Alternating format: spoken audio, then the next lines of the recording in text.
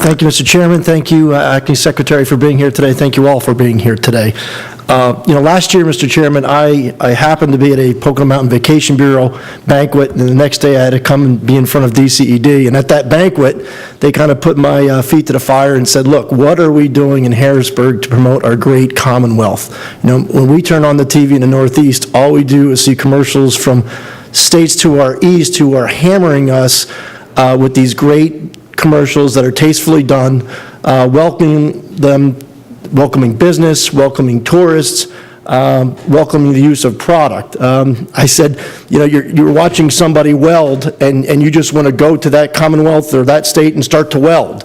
And I said, it'd be great if we could, help you and give you some resources to maybe start a new slogan again. I think we've always had a friend in Pennsylvania. I don't know how many friends we have in Harrisburg, but we always had friends in Pennsylvania.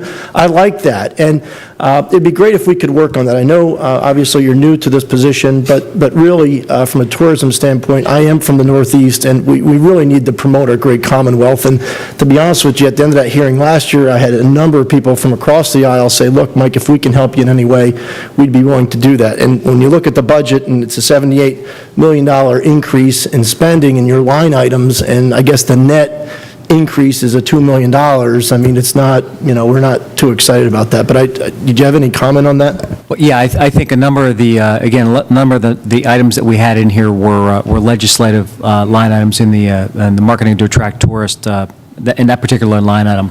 But I think that overall, the tourism budget for what we're trying to do with respect to what you had just said is trying to get the message out. We're trying to put more dollars directly towards that. I've heard that directly from the governor himself, that he's sick and tired of hearing those ads all the time when the television goes on. So short of blocking those ads from coming into Pennsylvania, what we need to do is, we think, a much better job of getting the message out, exactly what you had just said, that Pennsylvania is a place to start a business. Pennsylvania is a place to have a business grow. And also Pennsylvania is a place that has these wonderful assets from a tourism standpoint that we really need to do a great job of getting that message out in a big way. I represent the area of Lake Wallenpaupack, and if we could just get someone on the dock having fun, jumping off that dock, or someone water skiing across that lake, you sit there all week working your tail off, and all you do is plan for that vacation on a Saturday and Sunday. So those are just some ideas that we had discussed last year, and again, I don't mean to put your feet to the fire either, but I think it's something that we could all, we would like to support you in that endeavor. But on a macro level, when we look at your budget, it looks like the governor and some of his initiatives really have to focus on increased manufacturing in this Commonwealth, and I think he ran on that.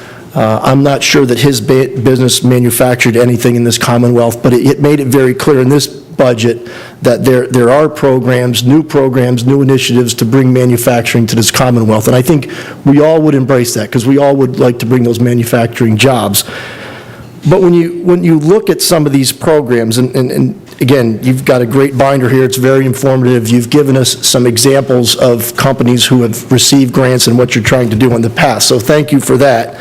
But when you look at some programs, and Made in Pennsylvania Job Creation Program, there is a credit up to 5% of the new taxable payroll, but it's only if the manufacturing company brings in $1 million over a 4-quarter period.